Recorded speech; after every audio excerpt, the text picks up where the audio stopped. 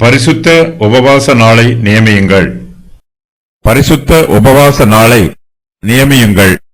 விசேஷித்த ஆசரிப்பை கூறுங்கள். மூப்பரையும் தேசத்தின் எல்லா குடிகளையும் உங்கள் தேவனாகிய கர்த்தரின் ஆலயத்திலே கூடிவரச் செய்து கர்த்தரை நோக்கி கூப்பிடுங்கள். அந்த நாளின் நிமித்தம் ஐயோ, கர்த்தருடைய நாள் சமீபமாயிருக்கிறது. அது சங்காரம் போல சர்வ வல்லவரிடத்திலிருந்து வருகிறது. நம்முடைய கண்களை விட்டு ஆகாரமும் நம்முடைய தேவனின் ஆலயத்தை விட்டு சந்தோஷமும் மகிழ்ச்சியும் நீங்கப்படவில்லையோ? விதையானது மண் கட்டிகளின் கீழ் மக்கிப் போயிற்று. பயிர் தீந்து போகிறதினால் பண்டசாலைகள் பாழாகி களஞ்சியங்கள் இடிந்து போயின. மிருகங்கள் எவ்வளவாய் தவிக்கிறது! மாட்டு மந்தைகள் தங்களுக்கு மேய்ச்சல் இல்லாததினால் கலங்குகிறது. ஆட்டு மந்தைகளும் சேதமாய்ப் போயிற்று. கர்த்தாவே, உம்மை நோக்கி கூப்பிடுகிறேன். அக்கினி வனாந்திரத்தின் மேய்ச்சல்களை பட்சித்து ஜுவாலை வெளியின் விருட்சங்களையெல்லாம் எரித்துப் போடுகிறது.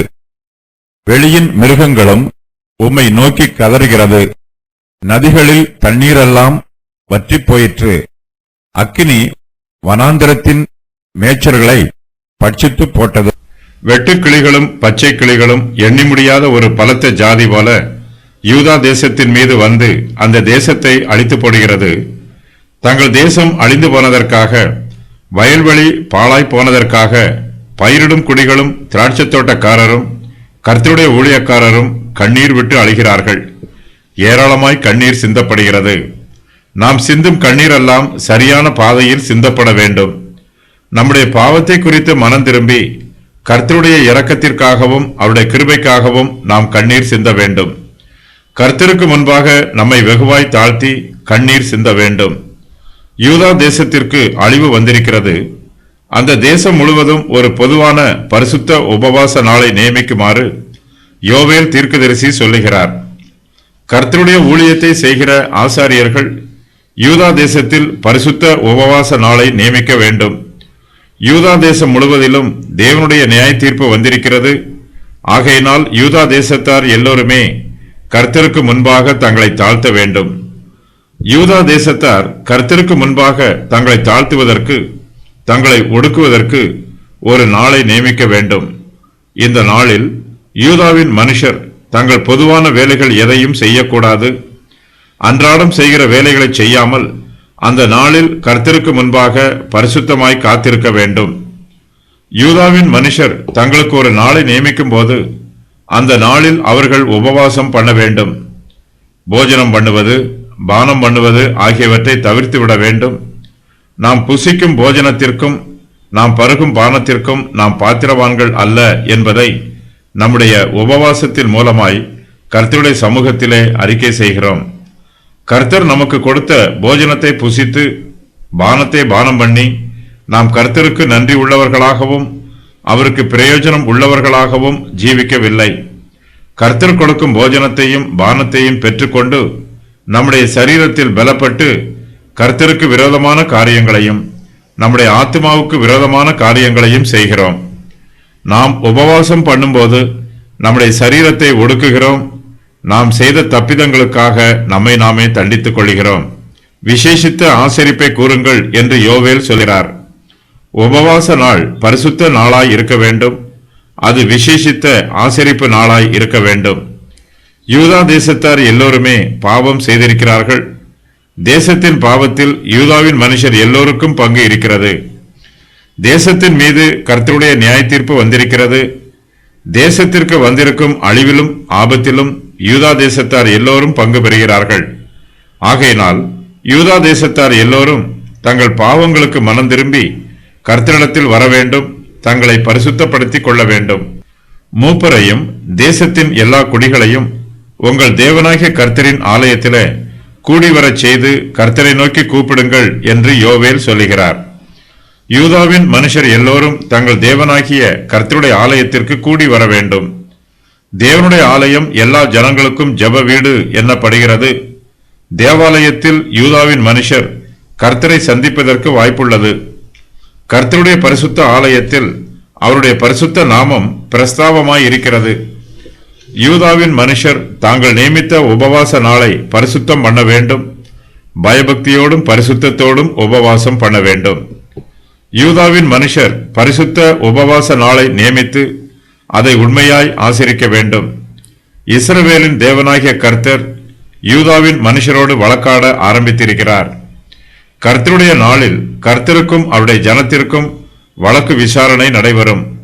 அந்த நாளின் நிமித்தம் ஐயோ, கர்த்தருடைய நாள் சமீபமாய் இருக்கிறது, அது சங்காரம் போல சர்வ வல்லவரிடத்தில் இருந்து வருகிறது என்று யோவேல் சொல்லுகிறார்.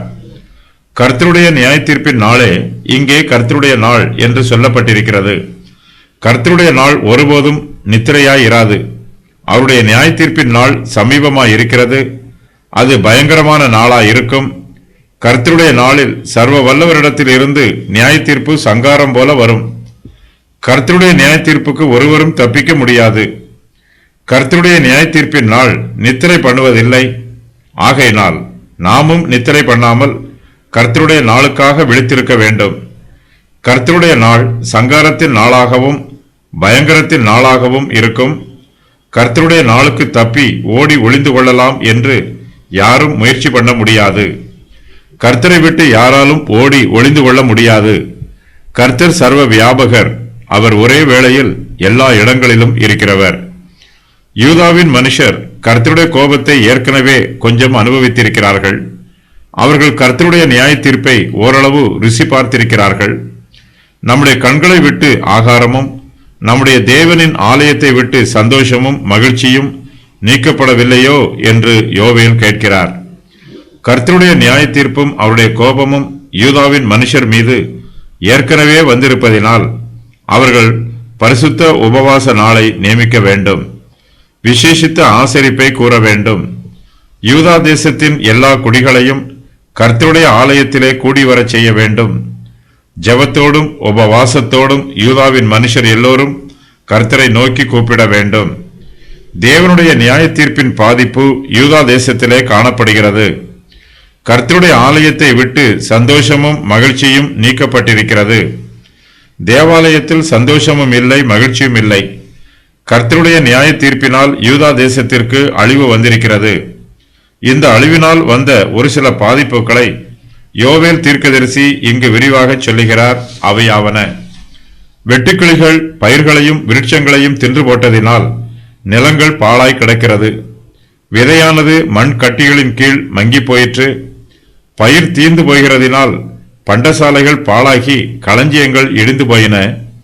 தேசத்தில் அதிகமான மழை பெய்ததினாலோ அல்லது மழையே பெய்யாமல் தேசம் வறட்சியாய் இருப்பதினாலோ விதையானது மண்கட்டிகளின் கீழ் மக்கிப் போய் இருக்கிறது. ஒருவேளை பூமியின் கீழ் இருக்கும் பூச்சிகளும் புழுக்களும் விதைகளை தின்றிருக்கலாம். மிருகங்கள் அழிந்து போகிறது. அவர்களுக்கு நல்ல மேய்ச்சல் இல்லை. மிருகங்கள் எவ்வளவாய் தவிக்கிறது. மாட்டு மந்தைகள் தங்களுக்கு மேய்ச்சல் இல்லாததினால் கலங்குகிறது. ஆட்டு மந்தைகளும் சேதமாய் போயிற்று. பயிரிடும் குடிகளும் திராட்சை தோட்டக்காரரும் ஆசாரியர்களும் ஊழியக்காரரும் கர்த்தருடைய சமூகத்தில் புலம்ப வேண்டும் என்றும் அலற வேண்டும் என்றும் அழுது ஜெபிக்க வேண்டும் என்றும் யோவேல் சொல்லுகிறார். அவர்கள் எவ்வாறு ஜெபம் பண்ண வேண்டும் என்பதற்கு முன்மாதிரியாக யோவேல் கர்த்தருடைய சமூகத்தில் அழுது ஜெபிக்கிறார். கர்த்தரே, உம்மை நோக்கி கூப்பிடுகிறேன். அக்கினி வனாந்திரத்தின் மேய்ச்சல்களை பட்சித்து ஜுவாலை வெளியின் விருட்சங்களை எல்லாம் எரித்து போடுகிறது என்று யோவேல் ஜெபம் பண்ணுகிறார். யூதா தேசத்தில் யோவேலுக்கு மாத்திரம் அழிவும் ஆபத்தும் உபத்திரவமும் வந்திருக்கிறது என்று சொல்ல முடியாது. யூதா தேசம் முழுவதற்கும் அழிவு வந்திருக்கிறது. தேசம் முழுவதும் உபத்திரவத்தினாலும் வேதனையினாலும் தவிக்கிறது. அக்கினி யூதா தேசத்தில் உள்ள வனாந்திரத்தின் மேய்ச்சல்களை பட்சித்து போடுகிறது. அக்கினியின் ஜுவாலை வெளியின் விருட்சங்களை எல்லாம் எரித்து போடுகிறது. ஒருவேளை தேசத்தில் மழை பெய்யாமல் காய்ந்திருக்கலாம். சூரிய வெப்பம் மிகவும் அதிகமாய் இருந்திருக்கலாம். சூரியனுடைய உஷ்ணத்தை தாங்க முடியாமல் மேய்ச்சல் நிலங்கள் எல்லாம் வாடிப்போகிறது. விருட்சங்கள் எல்லாம் காய்ந்து போகிறது. யோவேல் கர்த்தரை நோக்கி கூப்பிடுகிறார். பயிரிடும் குடிகளும் திராட்சை தோட்டக்காரரும் கர்த்தருக்கு முன்பாக அலறுகிறார்கள். ஆசாரியர்கள் இரட்டுடுத்தி புலம்புகிறார்கள். பலிபீடத்தின் பணிவிடைக்காரரும் கர்த்தருக்கு முன்பாக அலறுகிறார்கள். தேவனுடைய தொண்டர்கள் எல்லோரும் தேவாலயத்திற்குள் பிரவேசித்து இரட்டுடுத்தி தங்குகிறார்கள். மனுஷர்கள் மாத்திரமல்ல, வெளியின் மிருகங்களும் கர்த்தரை நோக்கி கதறுகிறது. மிருகங்களுக்கு தண்ணீர் இல்லை, மேய்ச்சல் இல்லை, நதிகளின் தண்ணீர் எல்லாம் வற்றி போயிற்று. அக்கினி வனாந்திரத்தின் மேய்ச்சல்களை பட்சித்து போட்டது. இதன் நிமித்தமாக வெளியின் மிருகங்களும் கர்த்தரை நோக்கி கதறுகிறது. பரிசுத்தப்படுத்துதல்கள், விசேஷித்த ஆசரிப்பை கூறுதல், பரிசுத்த உபவாச நாளை நியமித்தல், சபையை பரிசுத்தப்படுத்துதல். விசேஷித்த ஆசரிப்பை கூறுங்கள் என்று யோவேல் சொல்லுகிறார். இதற்கு ஒரு முக்கியமான சம்பவத்திற்காக ஜனங்களை கூட்டுவது என்று பொருள். இந்த கூட்டம் மார்க்க ரீதியாகவோ அரசியல் ரீதியாகவோ கூட்டப்படலாம். நிறைவேற வேண்டிய முன்னறிவிப்புகள். கர்த்தருடைய நாள் சமீபமாய் இருக்கிறது. அது சங்காரம் போல சர்வ வல்லவரிடத்திலிருந்து வருகிறது. தேவனின் ஆலயத்தை விட்டு சந்தோஷமும் மகிழ்ச்சியும் நீக்கப்படும். விளைச்சல் இருக்காது. விதையானது மண் கட்டிகளின் கீழ் மக்கி போகும். பண்டசாலைகள் பாழாகி களஞ்சியங்கள் இடிந்து போகும். பெரிய வறட்சி உண்டாகும். அக்கினி வனாந்திரத்தின் மேய்ச்சல்களை பட்சித்து ஜுவாலை வெளியின் விருட்சங்களை எல்லாம் எரித்து போடும்.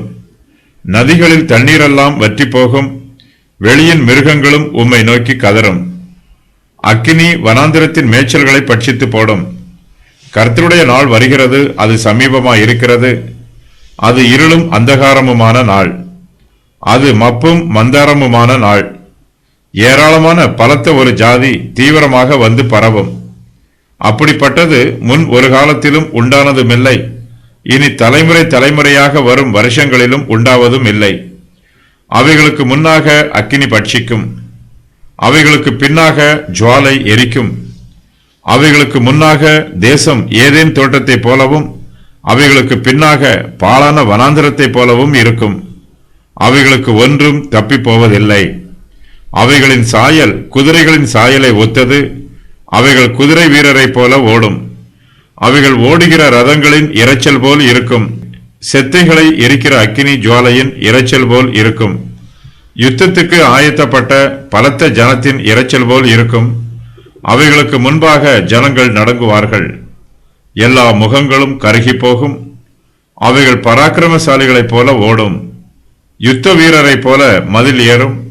அவைகள் வரிசைகள் பிசகாமல் செல்லும். ஒவ்வொன்றும் தன் தன் அணியிலே செல்லும். அவை ஒன்றை ஒன்று நெருக்காது. ஒவ்வொன்றும் தன் தன் பாதையிலே செல்லும். அவைகள் ஆயுதங்களுக்குள் விழுந்தாலும் காயப்படாமற் போகும். அவைகள் பட்டணம் எங்கும் செல்லும். மதிலின் மேல் ஓடும். வீடுகளின் மேல் ஏறும். பலகனி வழியாய் திருடனைப் போல உள்ளே நுழையும். அவைகளுக்கு முன்பாக பூமி அதிரும். வானங்கள் அசையும். சூரியனும் சந்திரனும் இருண்டு போகும். நட்சத்திரங்கள் ஒளி மழுங்கும். கர்த்தர் தமது சேனைக்கு முன் சத்தமிடுவார். அவருடைய பாளையம் மகா பெரிது. அவருடைய வார்த்தையின்படி செய்கிறதற்கு வல்லமை உள்ளது. கர்த்தருடைய நாள் பெரிதும் மகா பயங்கரமுமாய் இருக்கும். கர்த்தருடைய நாளின் சாபங்கள். அது சங்காரம் போல சர்வ வல்லவரிடத்திலிருந்து வருகிறது. அது இருளும் அந்தகாரமுமான நாள். அது மப்பும் மந்தாரமுமான நாள். கர்த்தருடைய சேனை வானத்தில் இருந்து வந்து பூமியை பட்சிக்கும் நாள். அவைகளுக்கு முன்னாக அக்கினி பட்சிக்கும் நாள். அவைகளுக்கு முன்பாக ஜனங்கள் நடுங்கும் நாள். திரளான ஜனங்களை அழிப்பதற்காக பூமியின் மீது பரலோகத்தின் சேனைகளும் ஆகாயத்து மண்டலங்களில் உள்ளவைகளும் தோன்றும் நாள். கர்த்தருடைய நாள் பெரிதும் மகா பயங்கரமுமாயிருக்கும். அந்த நாளுக்கு பின்பு கர்த்தர் மாம்சமான யாவர் மேலும் தம் ஆவியை ஊற்றுவார். எருசலேமிற்கு விரோதமாக கூடி வருகிற எல்லா தேசத்தாரும் அந்நாளில் அழிக்கப்படுவார்கள். யுத்தமும் அழிவும் உண்டாகும் நாள். தேசங்கள் மீது நியாயத்தீர்ப்பு வரும் நாள். பூமியை நித்தியமாக ஆளுகை செய்கிறவர் யார் என்பதை தீர்மானம் பண்ணுகிற நாள். சூரியனும் சந்திரனும் நட்சத்திரங்களும் இருண்டு போகும் நாள். பெரிய பூமி அதிர்ச்சிகள் உண்டாகும் நாள். கர்த்தருடைய நாளின் போது பாலஸ்தீன தேசம் அழிக்கப்படும் என்பது இங்கு முன்னறிவிக்கப்பட்டிருக்கிறது.